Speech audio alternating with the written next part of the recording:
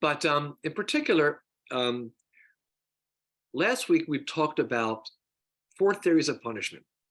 And for everybody on this chat, on this class, they have either served time in prison, have been through the system, or have a family member who has been involved in the system. So we're all experts on theories of punishment. The 4 punishment theories we talked about last week were retribution, that's punish somebody because they did something wrong.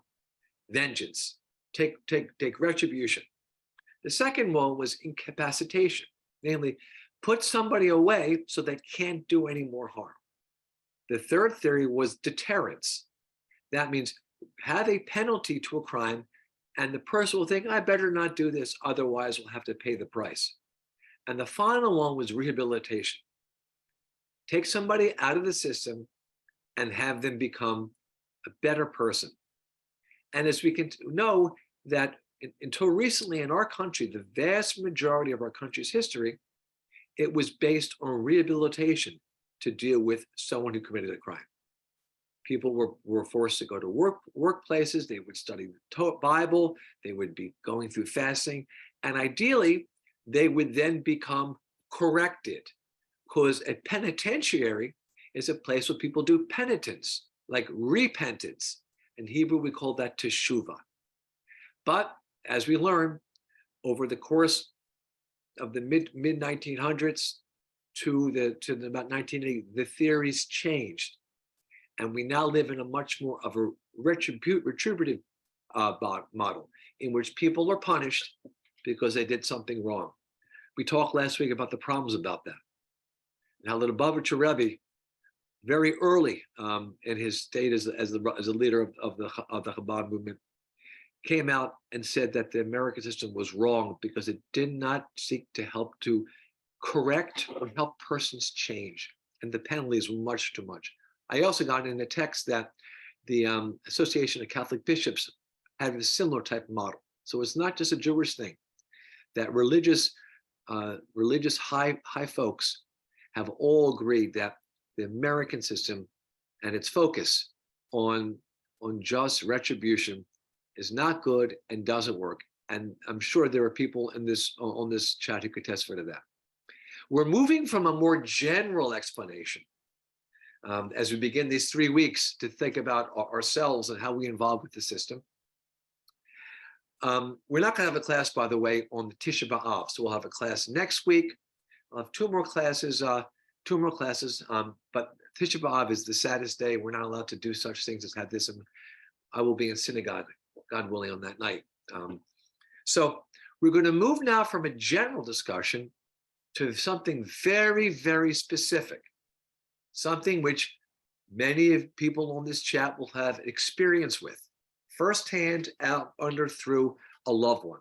We're going to talk about confessions. Can we have the first page of the Michael of this course?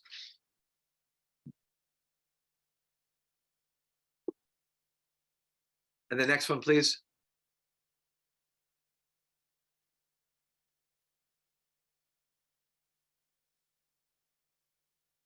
Justice, justice shall you pursue. Standards of evidence in the Talmud. So justice, justice shall you pursue is a biblical commandment we find in Parsha Shoftim, the Torah portion in the book of Deuteronomy that deals with judges. Justice, justice shall you pursue. Now, the interesting thing about this, which is very relevant to us, the sages say, what does that mean? Why is the word justice repeated? It means this, that when you seek justice, you must use just methods. Seeking of justice has been a goal, but in order to do that, you must do it through just methods. What does that mean to the folks on this Zoom? Well, you can raise your hands, please, and I'll be able to call on you, please.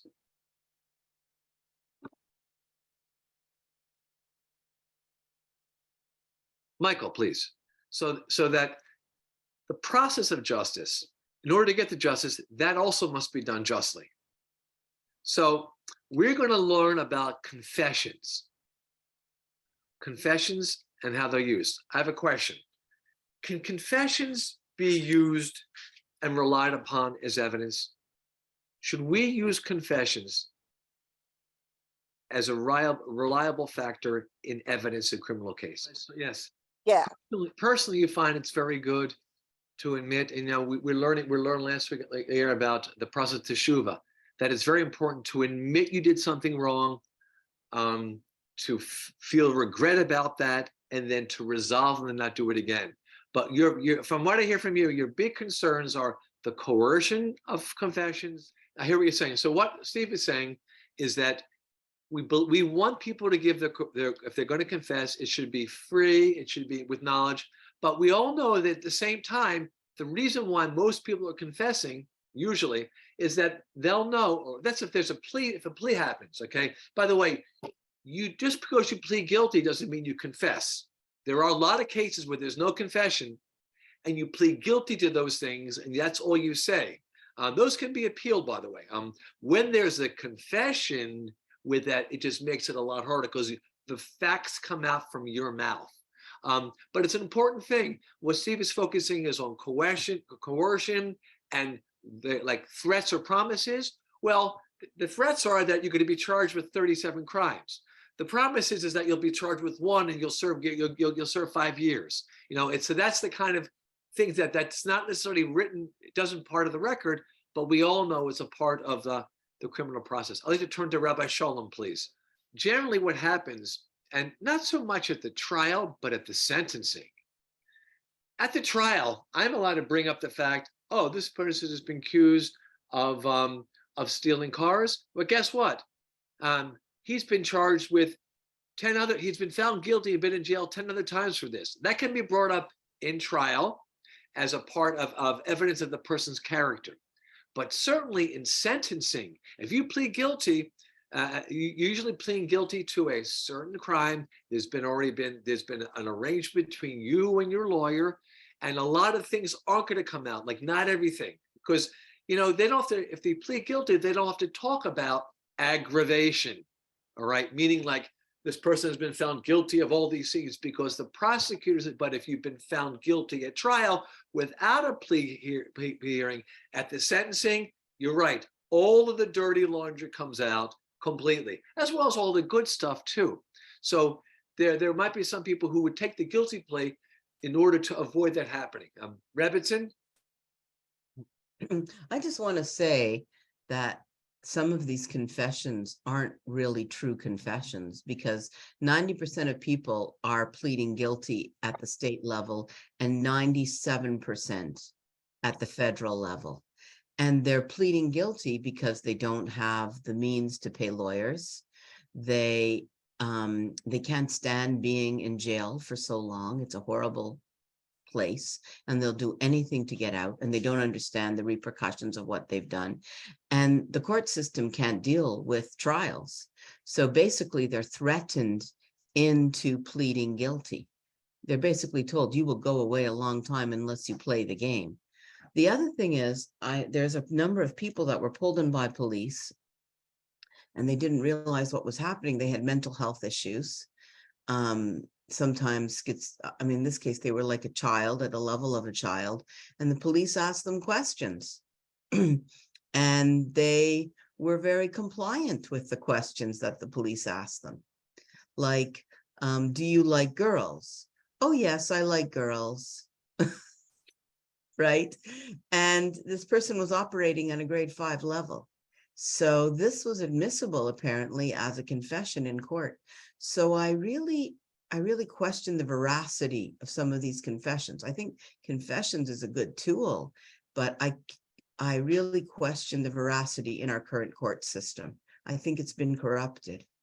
Can I also say that the Rebbitzin, you worked for the Canadian Mounted Police, so you have a sense. You have a sense of police practices and all that. And with all that, you still have questions about the use of confessions. The police aren't the court system. The police know they're on trial when they go to court. They need to collect evidence in a way that is legal. But once you hit the court system, there doesn't seem to be any accountability of the prosecutors at all. It seems to be gone. They somehow removed accountability, so they have tremendous power in the court systems, and that has to be rectified. I mean, they can say anything, really. And as we heard last week, people would, it can make it can be a very emotional, a very emotional things to get the heartstrings of the jury to buy your side. And if we're talking about justice shall you pursue? Again, they're searching for justice, but are they doing the justice? Linda, please. Linda, is it Linda? Trying to see. Is she muted? I don't know. I'm not. Linda, you're also muted. You're muted. We can't hear you, Linda. You'll have to fix that and we'll come back to you. Okay. Mike, you want to get a couple words before moving? Yeah, just a real quick thing. You talked about police accountability, and that can be and often is an issue. The judges are also, this is a kind of an ancillary thing, but not accountable at all. So classic case, a guy I knew in the Fed was sentenced by a judge who not long after he was sentenced had a DUI, had a known drinking problem, was actually thrown off the federal bench, which is almost unheard of, and was disbarred. And yet all of her convictions stood. This was in 11th Circuit, Louisiana.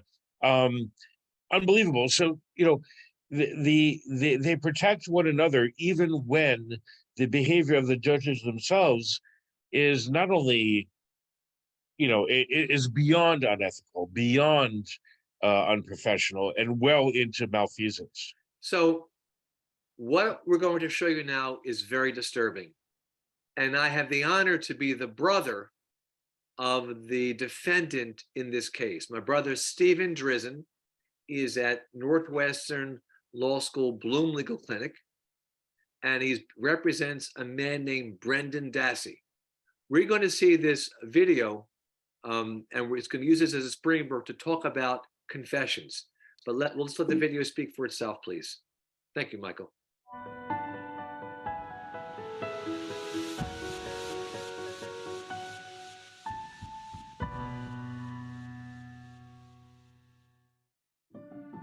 The Avery family owns a sprawling auto salvage business in Manitowoc County, Wisconsin.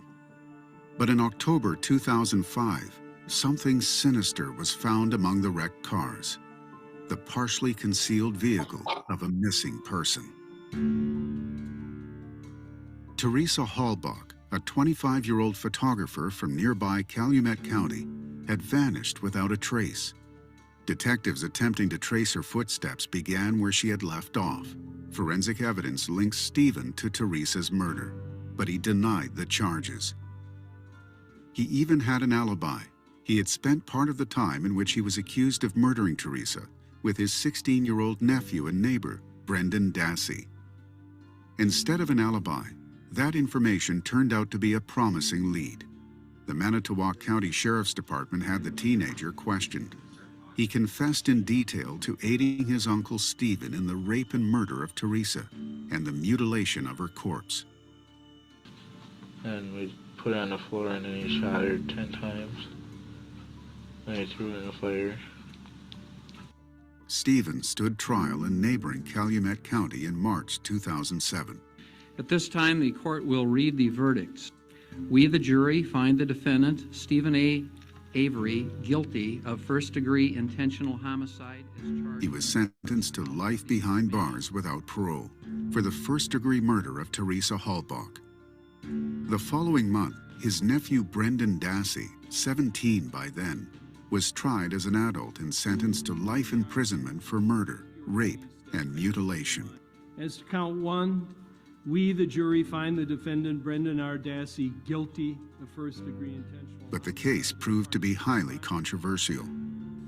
Dassey's confession had played an important role in the convictions, but it also set off a rumble of disturbing questions, which, in the following years, swelled into a roar that was unleashed worldwide through a popular 2015 Netflix series. At trial, Brendan Dassey recanted his confessions, claiming that he was coerced. His defense argued that he had an IQ in the borderline deficiency range, and that psychological testing showed him as highly suggestible, making him extremely likely to following his interrogator's lead, regardless of the truth. Officers repeatedly told Brendan that they knew he had participated in the crime, although they actually had no evidence for such a claim. We pretty much know everything. That's why we're talking to you again today. What was it? We have the evidence, Brendan. We just need you to be honest with us. We know, we just need you to tell us. At one point, an officer told young Brendan they were just there to help him. Yeah, we're cops. We're investigators and stuff like that, but I'm not right now. My father has a kid your age too. I'm here for you.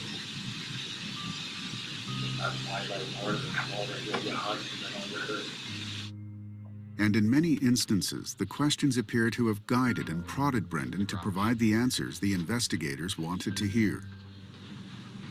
What else did he do where we know something else was done? Tell us. Or what else did you do? Come on.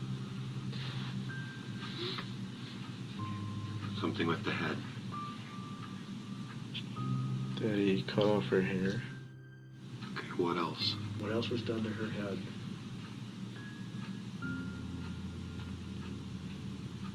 Daddy punched her. What do you think you do, Brendan? Cut her. Cut her where? On her throat. What else happens to her in her head?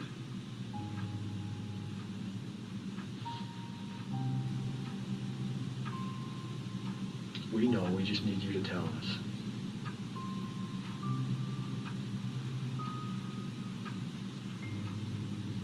That's all I can remember. All right, I'm just gonna come out and ask you. Who shot her in the head? He did. Why didn't you tell us that?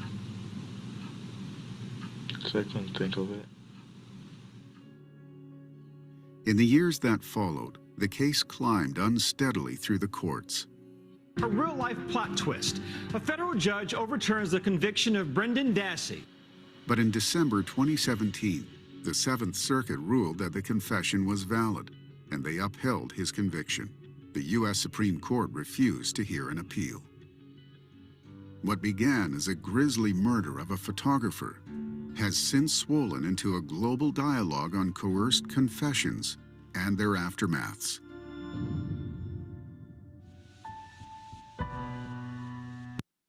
Thank you.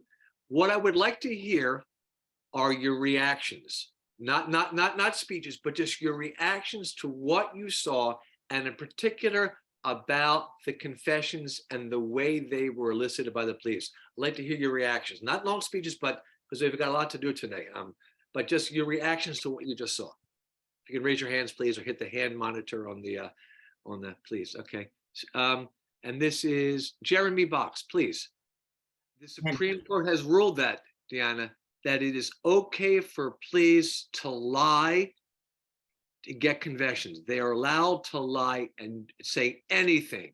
You can say the guy next door just said that you did it. What really happened? They're allowed to lie, and the Supreme Court says that's okay. How about Dick? Would you say something, please? Well, I was just going to say that, when it shows that they interrogated incorrectly or with pressure, they suffer no consequences. And that's not right either. I should tell you that there is a technique called the Reed method of interrogation. Comes from my hometown of Chicago. John Reed Associates train police officers to do that. The police officers were following a script. And you see how their voice sounded? It's almost like they are like a robot in how they give certain statements. They are following a police procedure that has been approved by the Supreme Court. Good guy, bad guy, promises, threats, working together, trying to get them to come out. They are allowed to use this procedure, and you put that in the room with a developmentally disabled youngster, all right, and you get things. Listen, he's shot him in the head, stabbed him in the neck, cut off her hair, all these kind of like this. I'm very intimately familiar with this case. This was just a tiny little bit of the problems that went on in the interrogation. I'm going to go right now to Beth, please. Usually, the minors should have somebody there, but that's state by state, and not necessarily. The minors can, in my case, confess to a lot of things. That their parents been there. They tell just sign this paper, and you'll be able to leave. Sign this paper, and you'll get probation. They spend get 2 life sentences from that. So it's not exactly so like that. We would wish it would be. But it's not exactly. I want to take this back. We don't have enough time to debate, defunding the police. We can have that discussion another time. But right now, I'm going to go to some very important substance. Rebbetzin, you want to add something here? I just want to speak for police, but I'm going to stop now, and you'll call me if you want. Okay. So we would all suggest that Brendan Dassey's confession appears to be problematic. So let's step back and consider why confessions are so valued in the justice system. Maybe the next slide, please. Okay. It seems like the best evidence possible. Why would anyone confess to a crime they didn't commit? Often act on their own, confessions can sometimes be the only way to solve the crime and achieve a conviction. And number 3, when a suspected criminal confesses to a crime, they can be convinced to sign a plea bargain where, in exchange for pleading guilty to the crime, they receive a more lenient sentence. This saves the state the resources necessary to conduct a lengthy trial, saves valuable time from the busy courts, and also saves the criminal from the cost of the courts. And I can tell you that if guilty pleas stopped in the courtrooms of our country, the whole system would grind to a terrible stop, because as Abby said, most people plead guilty, and to do trials would be, even the Constitution says so, the amount of charges that there are, the system could not hold this. Could we go to the next slide, please? So we think about confessions. Yesterday, we celebrated July 4th, in which we declared our independence from England. England had something called a Magna Carta, which was a charter, all right, signed by the nobles against a king. I think it was King John, but I don't know. In that, there were certain laws and certain rights that we adopted in our Bill of Rights of the Constitution, which didn't come out for another 10 years, 11 years later. Because in Europe, how did they get confessions? They tortured you. They tortured confessions out of you. We've heard about like the Salem witch trials. People would throw you in water, and if you sank, you were guilty. If you floated, you were guilty. Whatever, all right? If you sank, so people would be tortured to get convictions, whether or not they were innocent or not. But in our country, we have the Fifth Amendment, and that says you have the right to remain silent. It's the right against self-incrimination. So if you are charged with a crime, you don't have to say anything. And if the state does not prove that you were guilty behind a reasonable doubt, you walk out. The job of a defense lawyer is to show that there is a reasonable doubt. Okay, so confessions used to be done through torture. And we heard this story talked about by Aharon about John Burge and the defense. When they were tortured the Viet Cong to find out where the tunnels were, he brought those same techniques into America, use of electric shock, use of rubber hoses, and he got people to confess to crimes through violence. I should tell you that there was a huge push in this country about 20 years ago to make sure that confessions were videotaped. My brother was part of that. That became law, but that became a problem because all you would see was the confession. And they realized that that was so damning that they had to pass a law to have interrogations videotaped. And Wisconsin, almost all states did that because we are watching the videotaped interrogations, which look extremely problematic. Because before, you could beat the guy up and he would confess. But now you've got the interrogations and the confessions all videotaped. What we don't see is what happens before the interrogations. So the system here has changed and has improved. Can we have the next slide, please? So we all believe that confessions to torture somebody, at least I think we believe, to get confessions is morally repugnant. And there's also a problem about reliability. I was meeting with an ex-CIA officer a couple of weeks ago, and he talked about that when they are interrogating, they don't use torture because you don't get reliable confessions. Intelligence people might think they're like, we see all these things about waterboarding. It doesn't work. People will say things. It's not an effective way to get reliable information. It's a problematic thing, but it works well for the system to have people, and I hope and pray, and I do trust police with this. I trust police when they have someone in the room that their spider sense is tingling that this person did it because of the background or where that person was, even though there might not be any eyewitnesses. And they think, but they have no eyewitnesses and no physical thing to testify. And if they get a confession from that person, then they have solved a crime. Police are in the business of making arrests. Detectives, prosecutors in the business of getting convictions. So I do believe that police, they're not trying to extract, as we saw, confessions from innocent people.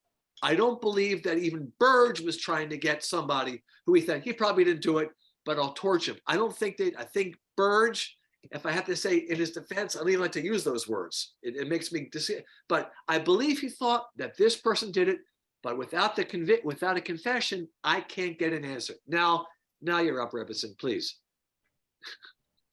So there's another scenario here. If this guy was was doing multiple rapes, and he actually was guilty, right? And the police did not stop him, and he continued to kill people. How would we feel then? What do you mean stop him? What do you mean please stop him? You just said please stop him. I don't know of a system which police stops anyone, Rebbetzin. Please don't stop. In other words, the police would get a conviction. Okay. So the ends justify the means. I think that, you know, looking at things extremely one way or the other, having confessions not be in or accepting all confessions, what we need is a system where there's accountability. Police do have a job, and they are trained to get confessions. That's part of their job. What we need to do is make sure that there's accountability within that process, because it is a tool. And at the same time, a confession of somebody who's autistic is ridiculous. So we need to set standards for them. But if they didn't have a process to get confessions, then they couldn't solve crime. So let me tell you what the realpolitik of this was. A magistrate overturned the confession, said it was done involuntarily because he was coerced. The Seventh Circuit Appeal, which I clerked for after law school, for the chief judge in 1985, all right, they said correct. But conservative members of this board, who were judges appointed during the time I was there and since, they voted en banc, meaning the entire court, to overturn the decision made by the three justices. And then that court was not, it became a very conservative majority. Now, the Seventh Circuit originally upheld the conviction. Why? The en banc, why? Because they said the conviction was given voluntarily without any physical coercion or intimidation. But the dissenting judges on this whole en banc, they said the psychological tactics were used against a young, intellectually deficient, and suggestible Brendan Dassey amounted to coercion, and that these tactics should disqualify as confession. Can I have the next slide, please, Michael?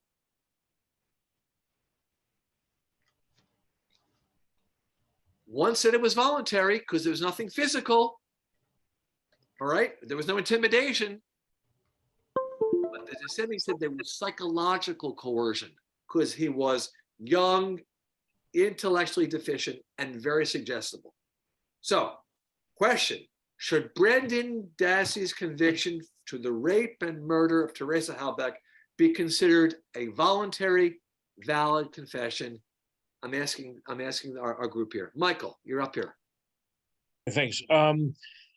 Clearly he was mentally disabled. He was young. He was impressionable. He was easily led.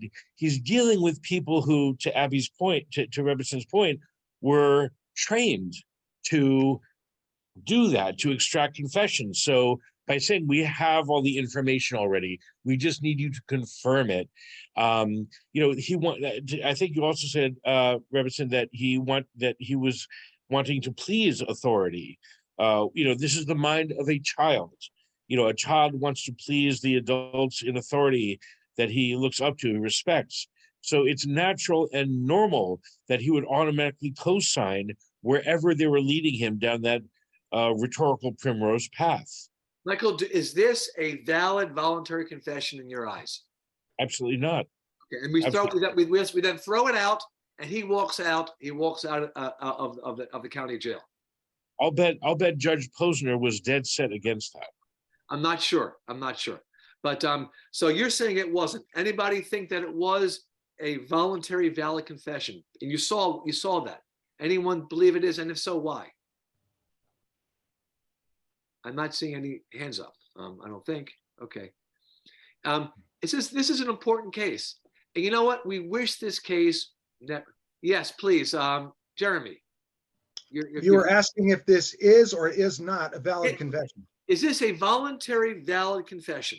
Meaning that it should be put forth, and then we could judge his guilt and innocence on what he said, or what you saw right there. I would call it a coerced confession, but especially somebody who is intellectually disabled. So you would say that because it was like the dissenting justices, because it was psychological, it was coerced, and therefore you would throw out the statement, and therefore he would have to be tried on other kind of evidence. Is that correct? Yes, assuming there is other evidence. Okay, Steve, what do you think about this? Was this a voluntary?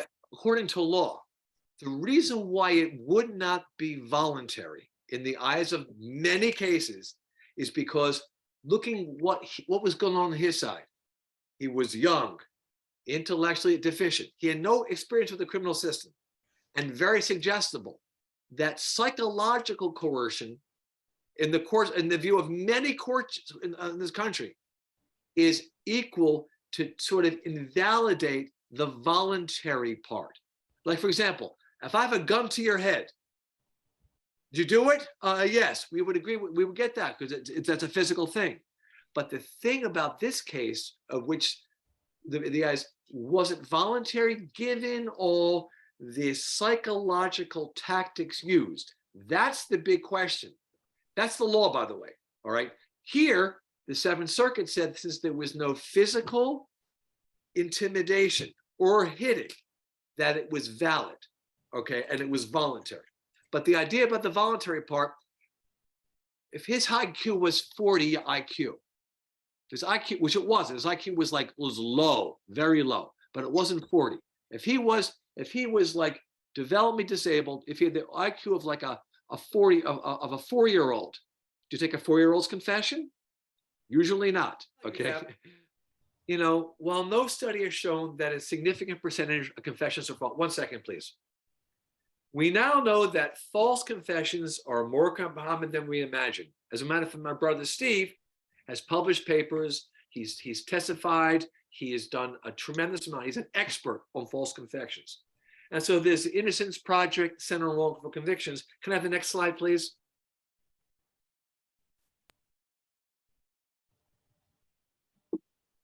So 350 people who were wrongfully convicted on DNA evidence. DNA said they didn't. 350 people said they didn't do it. 350 people who were in prison have been freed on DNA evidence, meaning that they could not have been the one to do the rape murder or the murder because someone else's DNA was part of it. 1/4 of these freed 350 people based on DNA evidence made false confessions or incriminating statements while there were no physical coercion. So that's an astonishing number.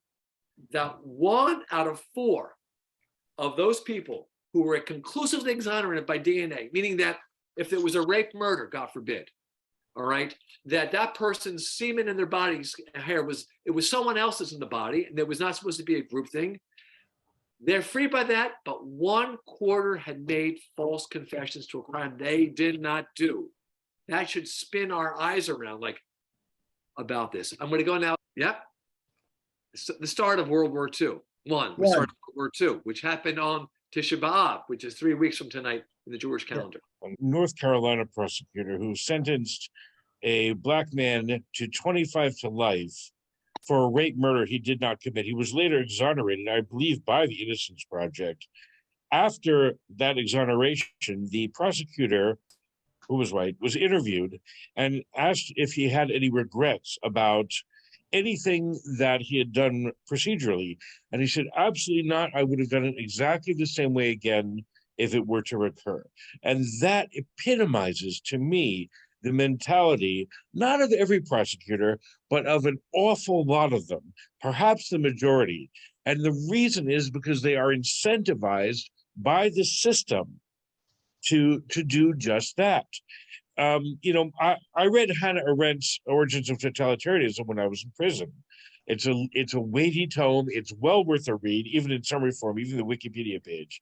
And what she talks about in there is that it's essentially a bureaucratic machine that operates in automatic. She's talking about how people are within the average, right? Average people are incentivized to do terrible things by the nature of the incentives offered by whatever system they're in this case. And we see that being replicated over and over again at the county, state, and federal levels. And I think I'm so glad for this class, Reb Drizzen, to point to some of those incentives and how that system works. Thank you. Yeah, so I'm going to go now to something called coerced and incentivized confessions. Now, so some would say that if you've got a confession with supporting evidence, that's good.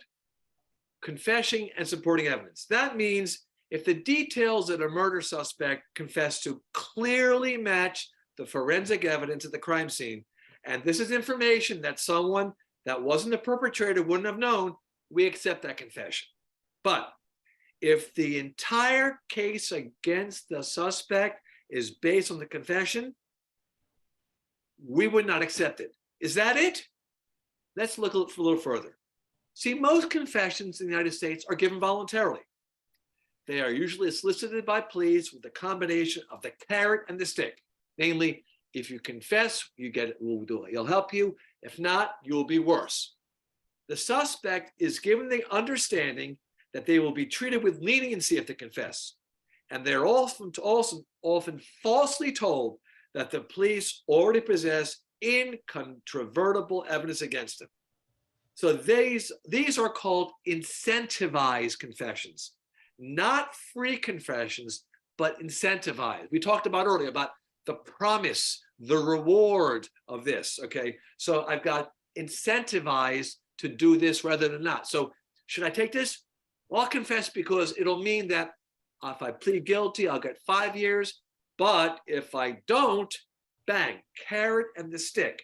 So Jewish law looks at this very problematic. We do not like the idea of incentivized convictions. We don't like the idea about people, saying things that are not true. Because in Jewish law, guess what? Spoiler alert, confessions don't make a difference.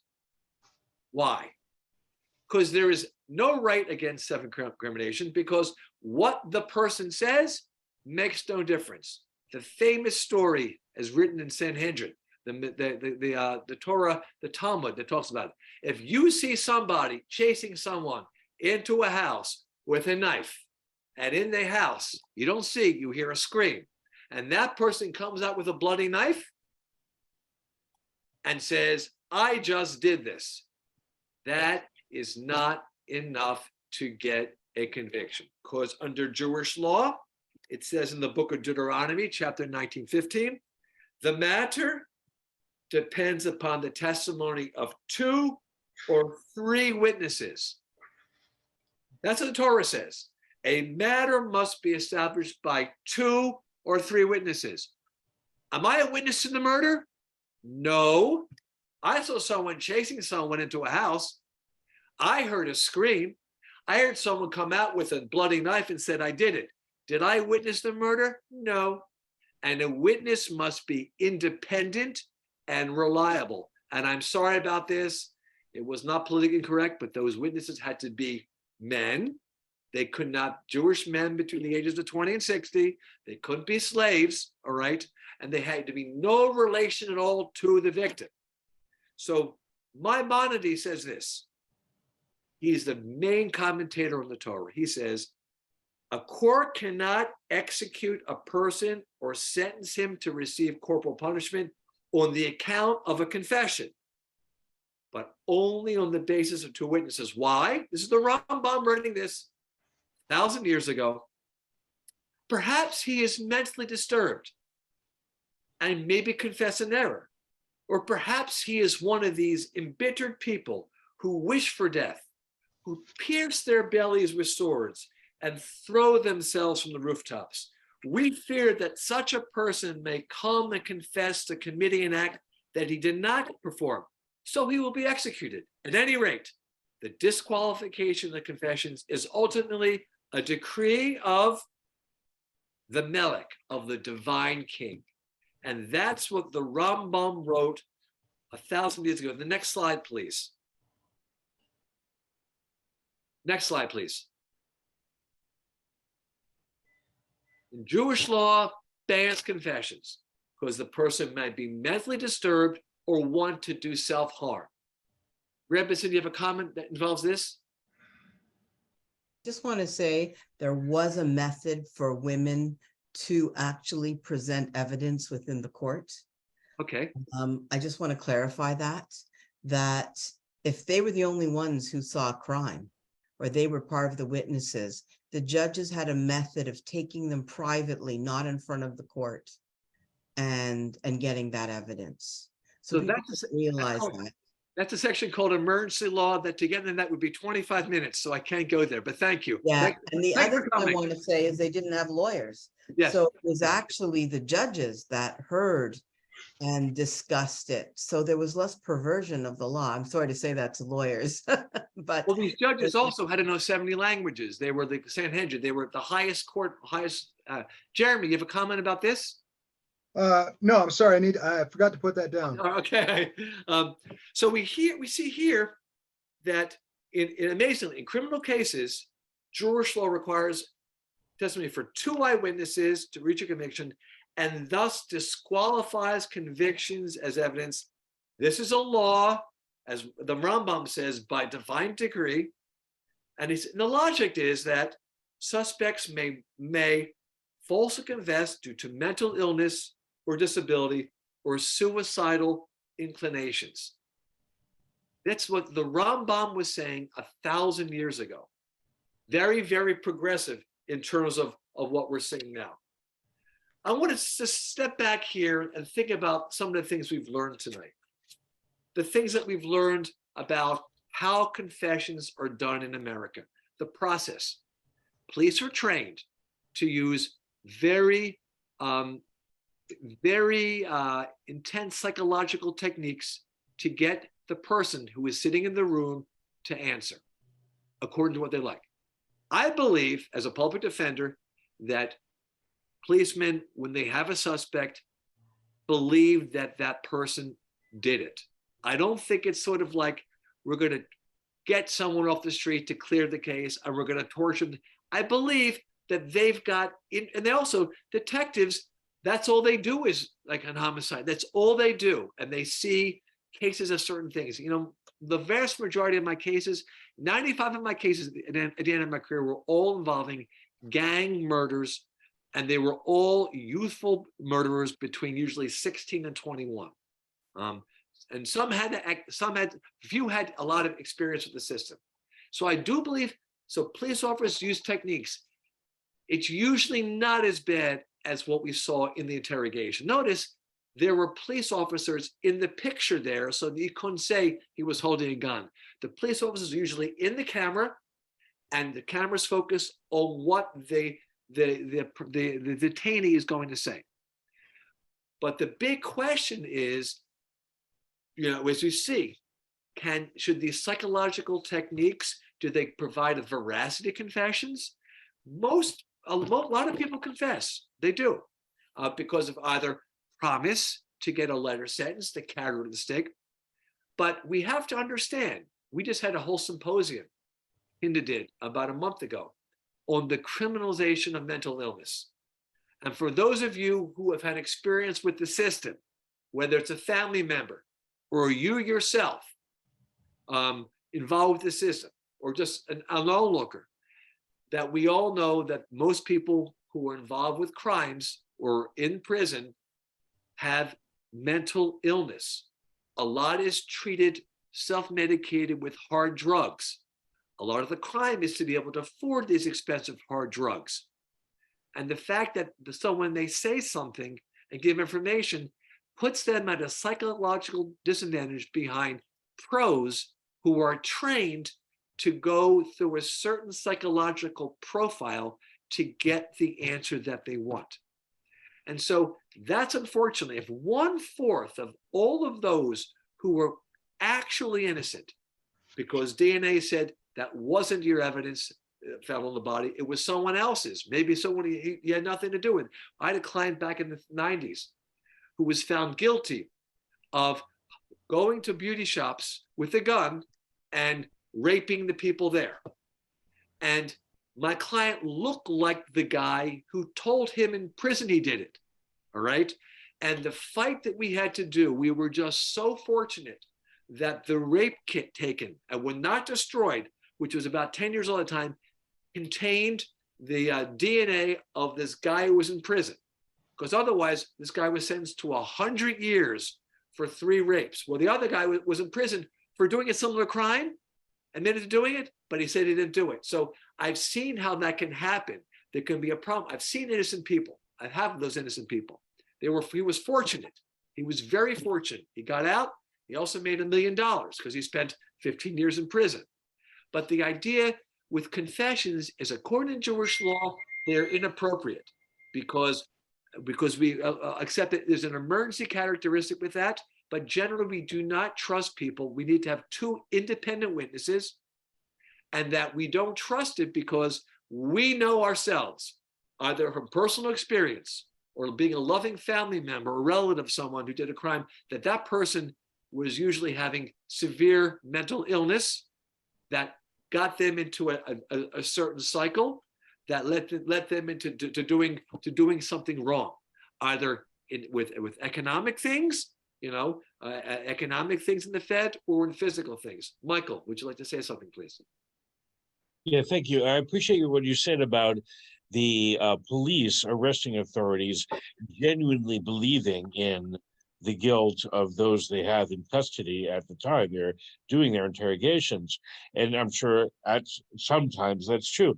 My question to you is, to what extent does the relationship between the police and the prosecutors influence the police and, incentivize, reinforce that sensibility? In other words, is there an attendant responsibility or liability in the sense that the prosecutorial world influences and incentivizes the police to make that assumption and reinforce those sometimes wrongful assumptions? Police are in the business to get arrests. Detectives, they want to close their cases. If they have an unsolved, there are a ton of cold cases, meaning like cases that are never solved. Again, there's no witness. So if there's no witness, you need someone to confess, they tell you how to do it, then you can do that. If there's some reliable corresponding thing, they know things about the crime. All right. Prosecutors, unfortunately, they're supposed to be the ministers of justice. Robert Jackson talked about in the Supreme Court decision. Minister of justice, like they are supposed to be saying, you know what? I know my this person did it, but I got bad evidence. Or I know that they did it, but this confession was beaten out of him. The sad thing about Chicago is that in the 80s, many prosecutors turned away from very problematic confessions with beaten detainees that they saw were beaten by cops that they knew beaten and tortured. They turned a blind eye to that, and those prosecutors are now judges. And when they meet their maker, they will have to account for doing that. Because what they should have done was, you know what, this is a bad egg. We'll get them the next time. Because they sat back and they put on detectives who they knew tortured. The detainees could have been guilty, all right?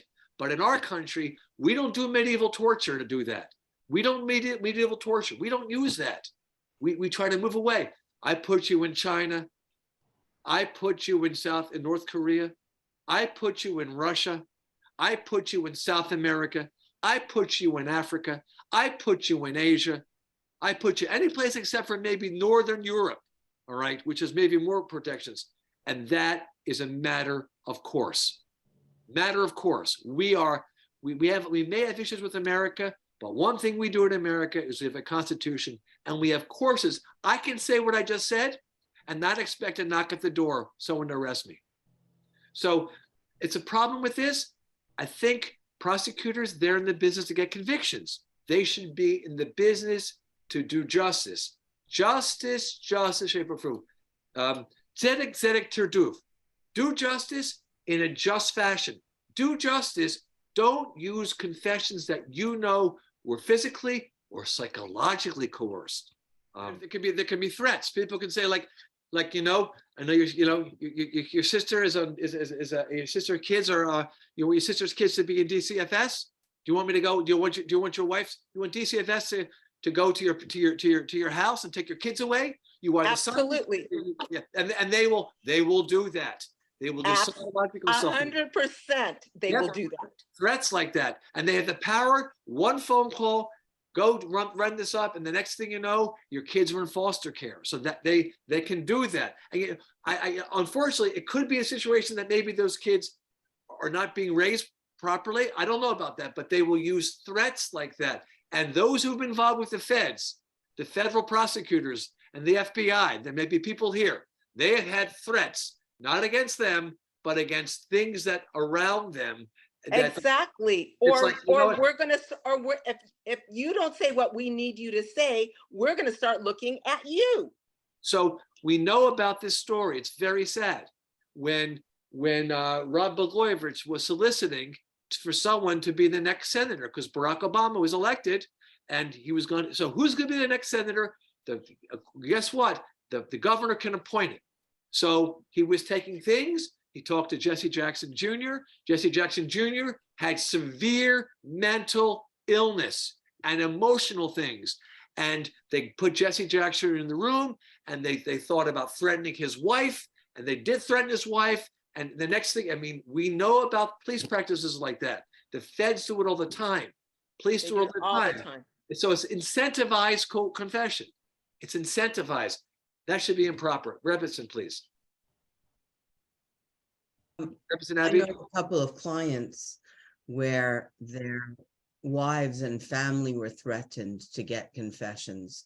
And I know somebody who my husband says is innocent, and he rarely says people are entirely innocent, where they took 2 hitmen as the witnesses. And they got a plea bargain, and they put an innocent Jewish religious man in prison for many years. And my husband tried to go to court. They tried to save him, but they could not.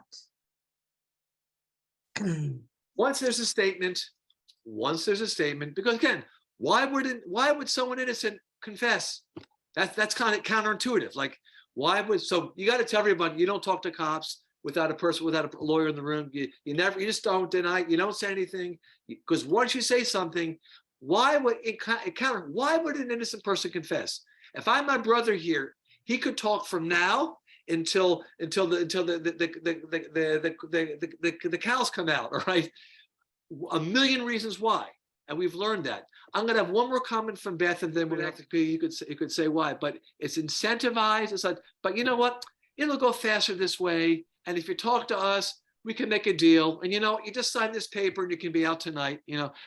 Things like that. So I know you're waiting for your lawyer. You got to write to your lawyer. What you're gonna spend all night in jail with those jokers. What, you won't last. Okay, you're going to be raped. All this kind of stuff. You're going to spend in Cook County Jail. They like young white. They'll say things like that. You really want to spend that? Better you tell us.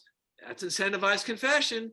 They'll say things like that. It makes their job easy. Once the lawyer gets in and says, "Don't say anything," much harder. I'm going to call it right now because I need to go. But this is a very important thing to think about. We saw the video, and that video was disturbing. I would say it's rare that it's that extreme. The problem is that there are a lot of those things there wasn't a factual basis for. If you see Making of a Murder, it's the second edition, came out in 2018. It's on Netflix. That whole case is on Netflix. The first one is 2015. The 2018 is about Brendan Dassey, the boy there, who is now probably in his mid-30s.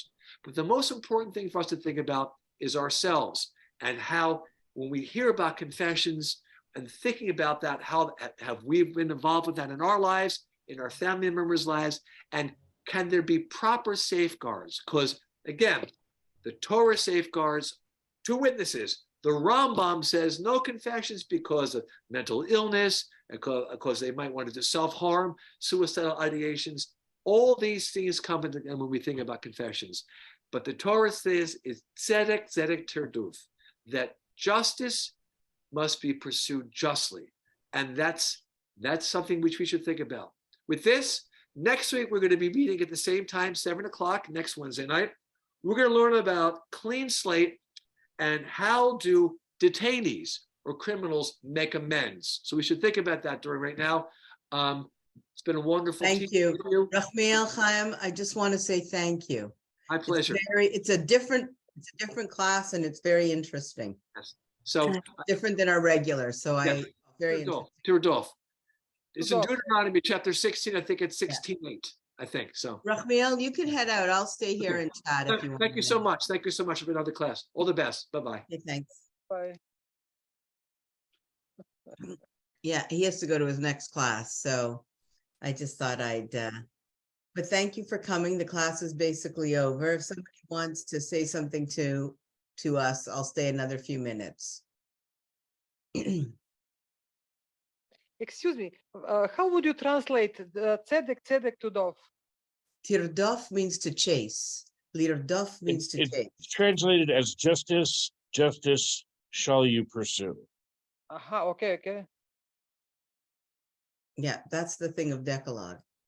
Very interestingly, somebody sent me now, they're doing training to help people manage the court systems. I sent it out, and I'd really like to become involved with that. I've seen it work in California, and it's a very interesting thing. Oh, thank you, Michael. Tzedek tirdof. Laman tiyeh. Oh. Laman tichiyeh v'yoreshta et haaretz. Interesting. Deuteronomy 16, verse 18 So through 20. I'm staying here to listen. Yes, Mike. What I was going to say is, systemically speaking, again, I don't mean to keep beating this drum, but Reb Drizzen said that some of the former prosecutors who did these, prosecuted these cases in dirty ways, knowing that they were sending people who were likely not guilty or not as guilty as made out to be, to prison for long sentences, later became judges. This is part of the incentivization system. What is the fact, if you're a very ambitious person in American society and you want to work maybe in politics, what is the fast track to that? You become a prosecutor. So if you look at the current Congress or Senate or past Congresses or Senate, and you look at the makeup of how many of them are attorneys, which is most, and how many of those attorneys were prosecutors, which is most of those attorneys, and then they're the ones making the laws. So what does it say about our society that the laws are being written by the very people who are comfortable with the abuses of power? When I was in the Fed system and I would log into Corlings, I would see the seal of the Department of Justice every time I logged in. And do you know what the motto of that seal is? Pro domina. Anyway, in translation, I can't remember the Latin. The English translation is that justice flows from power. Justice flows from power. Yeah. What's interesting about that to me is it's an absolute reversal of the Jewish ethos, that Right. power should flow from justice, from ethical principles and their consistent exercise. Right. I think this is an interesting class because, we talk about criminal justice, we have psychological classes, but this is the first class that actually looks at Jewish principles in criminal justice that we've done. And really, it is a model. It is a model. It presents us with a different way of looking at the criminal justice system. Because the truth is, the Jewish justice system is based on witnesses, on valid witnesses. I mean, they didn't have DNA testing, for example. So, and that was preemptive. And the other thing that was very important was the judges. If you read about the judges and how they chose judges and the honesty of the judges and how judges couldn't even look at bribery and the whole ethical dimension of a judge, because the judge was the critical element of the system. So those two things made up the system. But I do have to say, they let a lot of people go. The Jewish system is known to let a lot of people go without convicting them because it didn't meet their standards. And they said, it's okay, God will get them. There was a third partner within the system. God will get them. They'll have justice. So that's something that we don't really rely on now. So anyways, I'm going to let us go. I think somebody else came in, a new person. Is that Arthur, my friend? Where's Arthur? Oh, I think he disappeared. Okay, I'm going to let people go. It's getting late. Aaron, good to see you. Some people I haven't seen for a while. Okay. Good night, everybody. Good night. See everybody. Look forward to seeing you next week, I hope. That was a very insightful comment, Michael. I thought that was very insightful. Thank you. I try. Yeah. Lived experiences. Good night, everybody. We got to fight the system. So anyways, I I'm heard going so. to let you go. All right. Good night, everyone.